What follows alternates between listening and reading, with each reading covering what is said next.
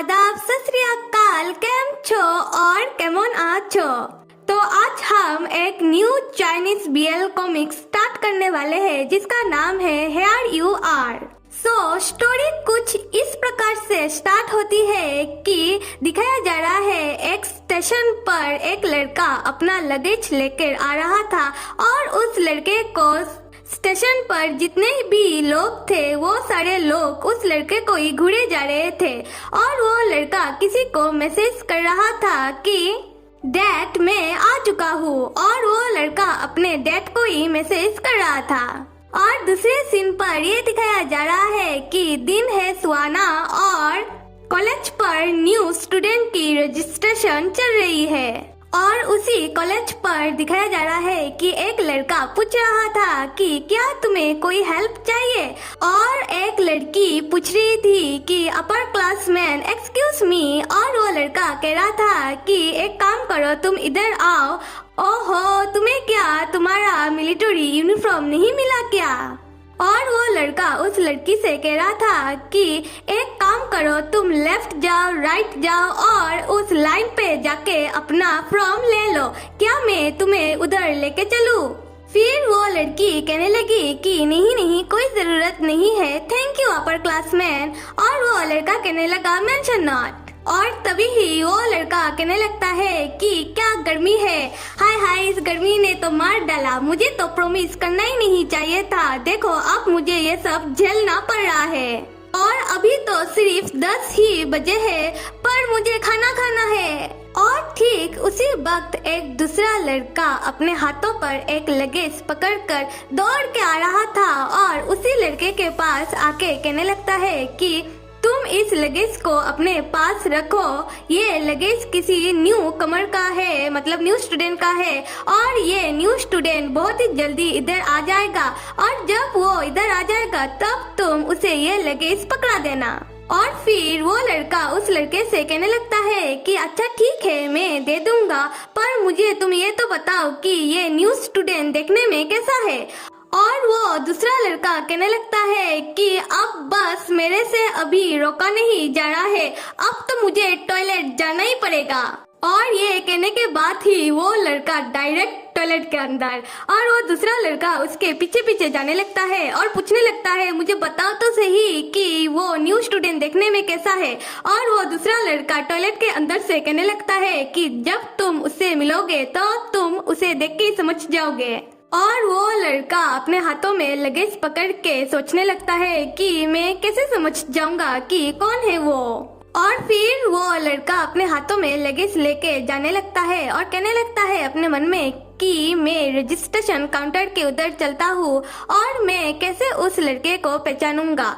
और तभी उसी वक्त ही कोई आके उस लड़के के कंधों में हाथ रखता है, और जब वो लड़का मुड़ के देखता है तब वो देखता है कि एक लंबा सा टॉल सा लड़का, और वो टॉल सा लड़का उस लड़के से कहने लगता है कि ये लगेज मेरा है।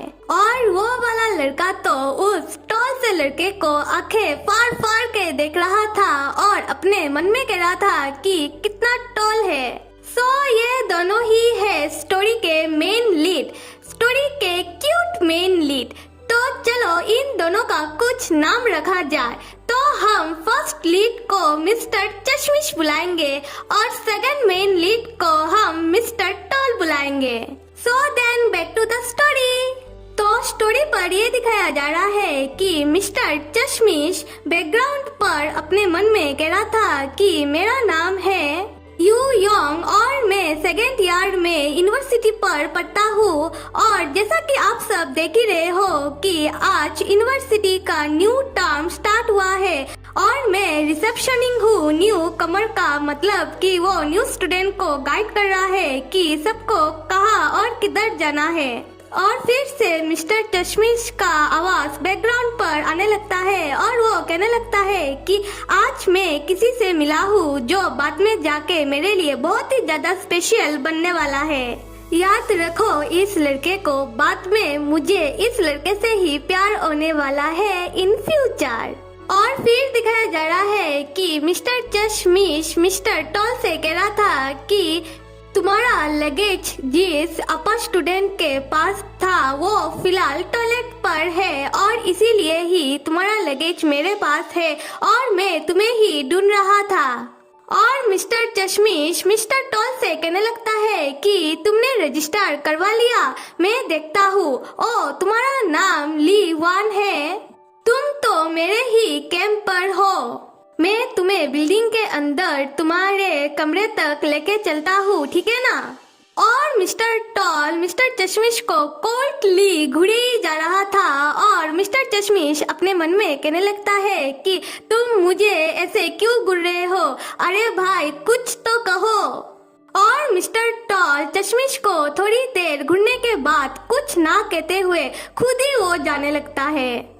तब मिस्टर चश्मिश फिर से अपने मन में कहने लगता है कि इसका क्या मतलब हुआ? क्या तुम चाहते हो कि मैं तुम्हें लेके जाऊं? और मिस्टर चश्मिश अपने मन में कहने लगता है कि showing a good upper class man manner. और मिस्टर चश्मिश एक बड़ी सी स्माइल देते हुए मिस्टर टॉल से कहने लगता है कि तुम्हारे पास तो बहुत सारे बैग है, एक काम करता हूँ कि मैं तुम्हारा लगेज उठा लेता हूँ। और मिस्टर टॉल कहने लगता है कि कोई जरूरत नहीं है। मिस्टर चश्मिश का तो पोपट बन गया और मिस्टर चश्मिश अपने मन में कहने लगता है कि ये कैसा एटीट्यूड हुआ अपर क्लासमैन की तरफ। अरे भाई ये है अपर क्लासमैन, इसका भी कोई इज्जत है, थोड़ा तो इज्जत करो। खैर छोड़ो, आते हैं स्टोरी पर। और दिखाया जा रहा है कि मिस्टर चश्मिश मिस्टर टॉल के पीछे भाग भाग के जा रहा था और मिस्टर टॉल तो आगे आगे चल रहा था। और बाद में ये दिखाया जा रहा है कि मिस्टर चश्मिश और मिस्टर टॉल के कमरे तक आ चुके हैं। और मिस्टर चश्मिश कहने लगता है मिस्टर टॉल से कि ये है तुम्हारा कमरा और अब मैं चलता हूँ। और जब मिस्टर चश्मिश जाने सिर्फ वाला ही था तभी मिस्टर टॉल कहने लगता है कि मेरा की। और तभी ही मिस्टर चश्मिश मिस्टर टॉल की तरफ मुड़ता है और कहने लगता है कि व्हाट, क्या तुम्हें पहले वाला अपर क्लासमैन ने की नहीं दिया? और अपने मन में कहने लगता है कि ये क्या बात हुआ, तुमने ये बात मुझे पहले क्यों नहीं बताया? और फिर मिस्टर चश्मिश मिस्टर टॉल से कहने लगता है कि सॉरी, मुझे अभी तुम्हें वेट करवाना पड़ेगा और मुझे पहले वाला अपर क्लास मैन को ढूंढना पड़ेगा। तब दिखाया जा रहा है कि मिस्टर चश्मिश वो पहले वाला अपर क्लास मैन को फोन करके कहने लगता है कि ये पागल, तुमने की कहाँ रख दिया, मुझे जल्दी से बताओ कि तुम अभी फिलहाल किधर हो।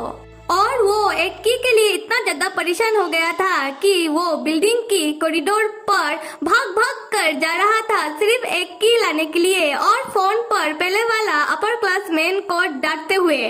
और बैकग्राउंड में फिर से मिस्टर चश्मिश का आवाज आ रहा था और मिस्टर चश्मिश कह रहा था कि शुरू में तो कुछ भी ठीक से नहीं हो रहा था।